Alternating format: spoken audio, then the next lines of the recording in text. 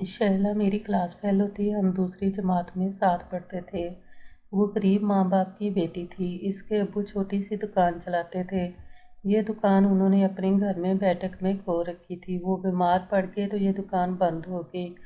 बीमारी एक अजाब होती है और ये गुर्बत से भी बड़ा अजाब है। खुदा किसी को बीमारी ना दे। बाप की लालच से घर में फाके होने लगे। इन दिनों शहला की उम्र भी मुश्किल 8 बरस थी और तीसरी जमात में थी। हम इकट्ठा स्कूल आती जाती थी। एक दिन इसने अचानक स्कूल आना तर्क कर दिया। वजह मालूम करने में अम्मी के हमरा इनके घर गई। पता चला कि इसकी शादी हो रही है। अम्मी ने सुना तो दांतों तले उंगली दबा ली। वो कहने लगी, खुदा की पनाह, ये गुर्बत कैसी बुरी बला है। जब बस नहीं चलता तो मासूम लड़कियां इसकी भेंट चढ़ा दी जाती हैं। सालिया मोहम्मद शहला के अब्बू के कज़न का बेटा था। इसके चचा कमालदीन से दोस्ती भी थी। इसकी वजह से खैरियत पूछने अक्सर इनके पास आ जाता था। ये शख्स रहमदिल था और अच्छे दिल का मालिक था। चचा कमाल की बीमारी में इनकी काफ़ी मदद की। इलाज मुआवजा भी कराया। दूर का रिश्तेदार था। ख़वातीन पर्दा न करती थी। शहला तो कमसन थी। वो यूँ भी पर्दा न करती और बेधड़क सामने आ जाती। इस शख्स की उम्र 40 बरस थी और खालों का कारोबार था जो अच्छा जा रहा था। बीवी फौत हो चुकी थी। एक बेटी थी जो ब्याही जा चुकी थी। सालेह मोहम्मद की सेहत काबिल रश्क थी। 40 साल का होने के बावजूद वो 25 साल का लगता था। कद लंबा था। शक्ल सूरत भी अच्छी थी। दूसरी तरफ शादी के लिए काफ़ी कोशिश की मगर मौजूद रिश्ता ना मिला। जाने कैसे इसके दिमाग में ये बात आ गई कि शहला जैसी कमसन लड़की इसके लिए मौजूद रहेगी। इस कुंबे की गुर्बत पर भी इसका दिल कर रहा था। सोचा अगर यहाँ रिश्ता तय हो जाए तो माकूल मदद बतौर दामाद कर सकेगा और ये लोग फाकों से बच जाएंगे। शहला के 5 बहन भाई थे। ये सबसे बड़ी बेटी थी। सालेह मोहम्मद अपनी माँ को ले आया जिसने चचा कमाल से बात की और वाज़ेह यूँ कह दिया कि तुम्हारे कुंबे को मेरे बेटे जैसे दामाद की सख्त ज़रूरत है जो इन सब को संभाल ले, वरना तुम खुद तो टीबी जैसे मोजी मर्ज में मुबतला हो और बिस्तरे मर्ग पर हो।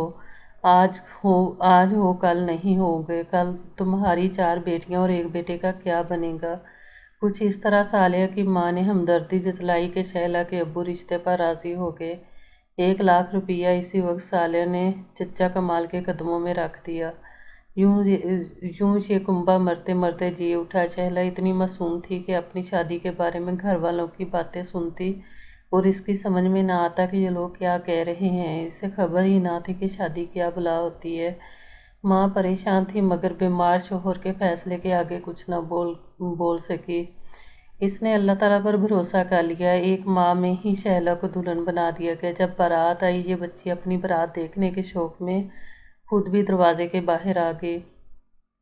तब किसी बुजुर्ग औरत ने इसका बाजू पकड़कर इसे घर के अंदर खींच लिया। वो टकटक अपनी संवरी औरतों को देखती रही जो इसकी रुखसती लेने आई थी। ये अजीब शादी थी। मैं भी लड़कियों के झुरमुट में खड़ी तमाशा देख रही थी।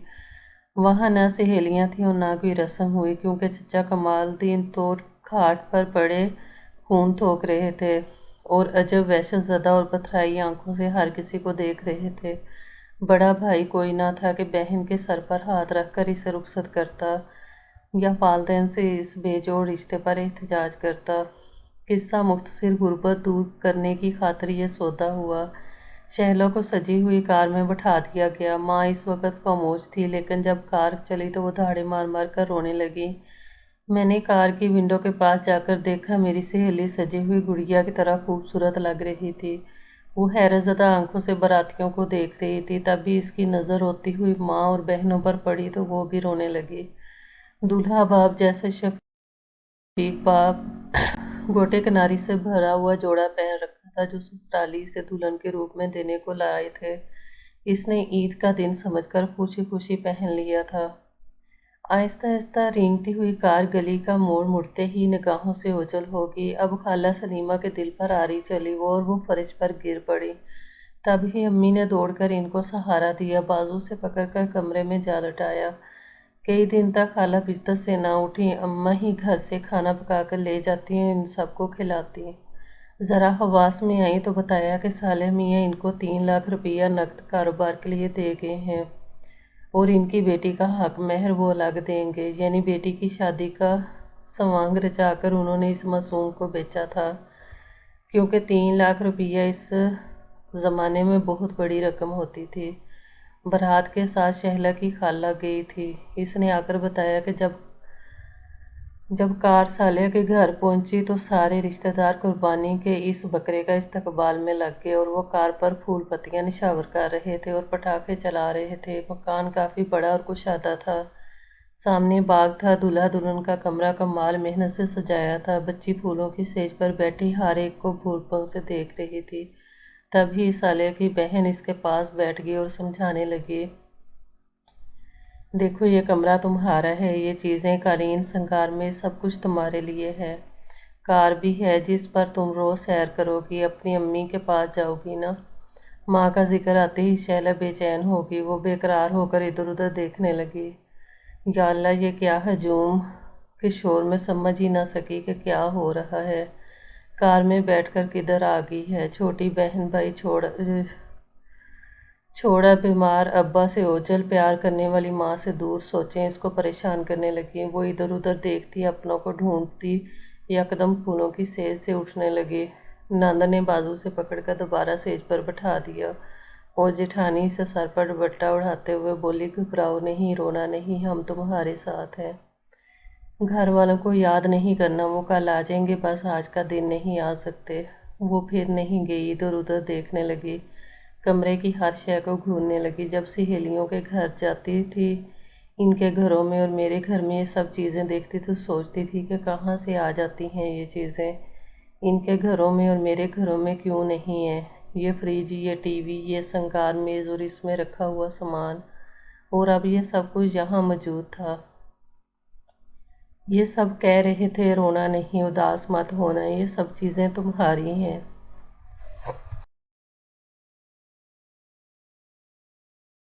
تو پھر میرے ماں باپ کے گھر کیوں نہیں ہیں؟ اگر یہ سب میرے گھر پہنچا دیں تو ہم بھی امیر ہو جائیں۔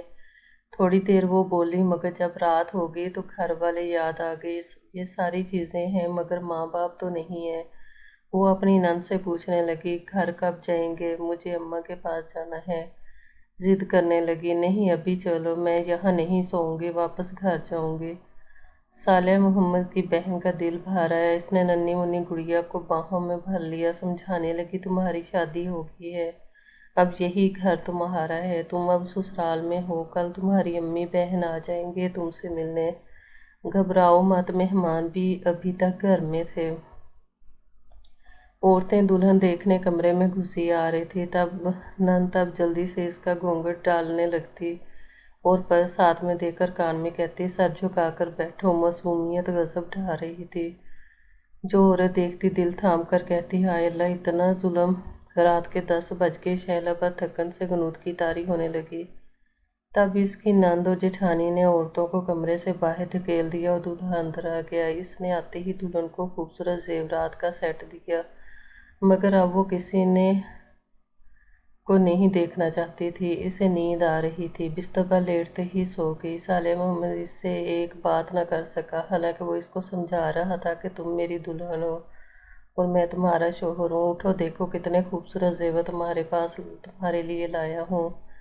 وہ سو چکی تھی، سوتی ہوئی بچی پر صالح کو رحم بھی آیا اور پیار بھی۔ اس نے ماں سے کہا، اماں تم اس کے پاس سو رہو، میں بیڈروم میں سو جاتا ہوں۔ اگلے دن اٹھتے ہی اس نے ادھر ادھر جھانکا، پھر ماں کو پکارنے لگی۔ تب ہی ساس نے سمجھایا، بیٹی یہ تیرا گھر ہے،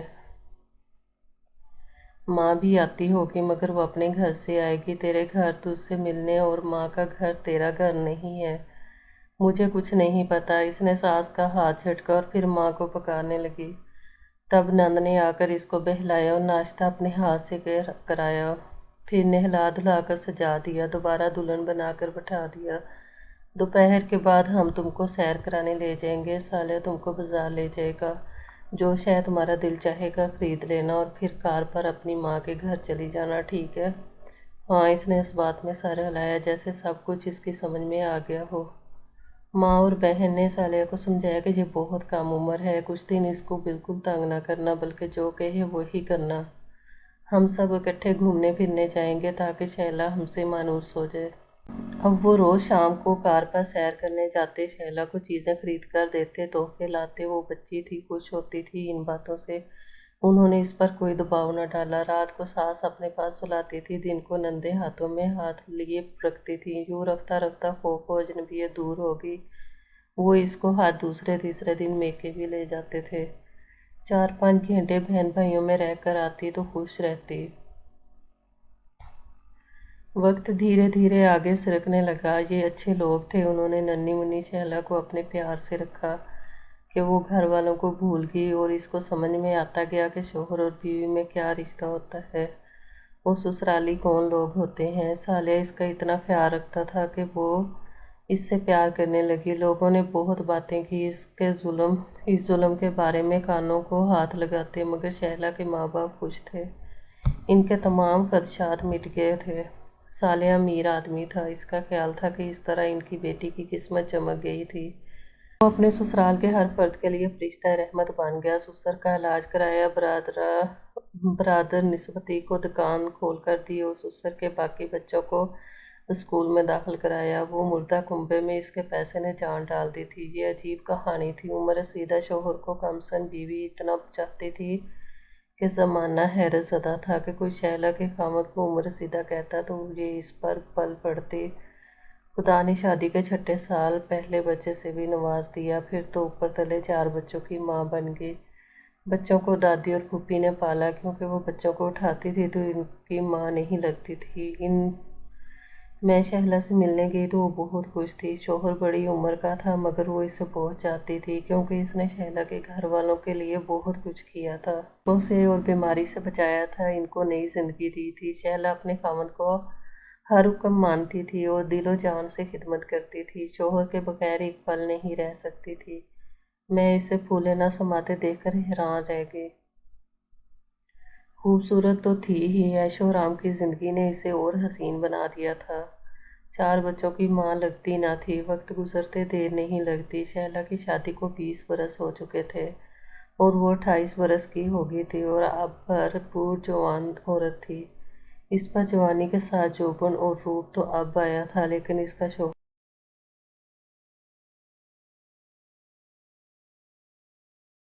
ان دنوں کچھ بیمار رہنے لگا۔ 60 سال کی عمر میں بھی وہ عمر رسیدہ نہیں لگتا تھا، مگر سستی اور اضمحلال کی اس کی ڈھلتی عمر کی چغلی کھا رہے تھے۔ اچانک ایک روز وہ ہو گیا جس کا کسی نے سوچا بھی نہ تھا۔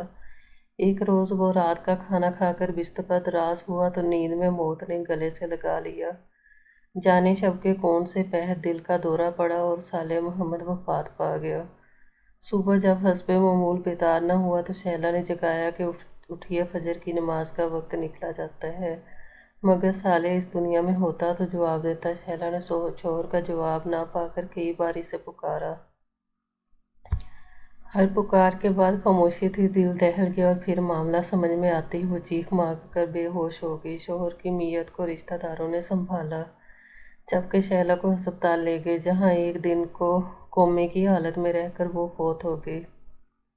کسی کو یقین نہیں آتا تھا کہ 32 برس چھوٹی شیلا اپنے شوہر صالح محمد سے اس قدر والہانہ پیار کرتی ہوئی کہ وہ اس کی وفات کا صدمہ بھی برداشت نہ کر سکی اور خالق کی حقیقی سے جا ملی۔ دونوں کے ساتھ ساتھ لحد میں چلے گئے۔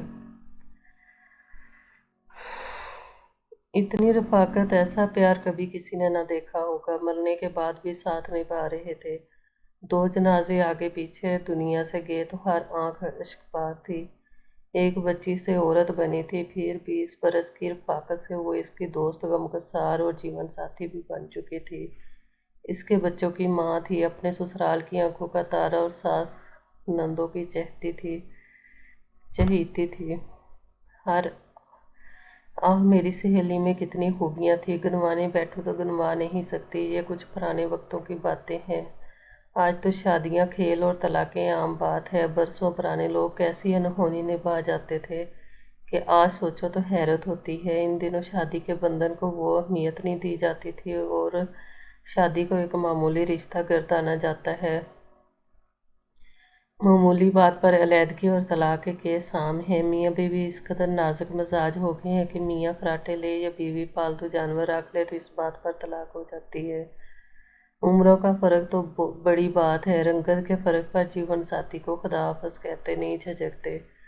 شہلا نے خود سے 20 برس بڑے شخص کے ساتھ زندگی کے 20 برس گزارے تھے، جیسے کوئی جنت میں زندگی گزارتا ہے۔ اس وقت جب 8 برس کی بچی کا نکاح 40 کے شخص سے ہو رہا تھا کہ محلے کی عورتیں بھی رو رہی تھیں، مگر جس طرح شہلا نے سمجھوتا کیا اور زندگی ہنس کر گزاری، اس پر دنیا حیرت میں تھی۔ دنیا میں ایسی عورتیں بہت ہیں جن کے صبر اور تدبر کی مثال نہیں ملتی۔ شہلا کے بچے آج بھی اپنی ماں کی قبر پر فاتحہ پڑھنے جاتے ہیں، پھول اس کی لحد پر نچھاور کرتے ہیں کہ ایسی بے مثال ماں کسی کی ہو، اب کس کی ہوئی۔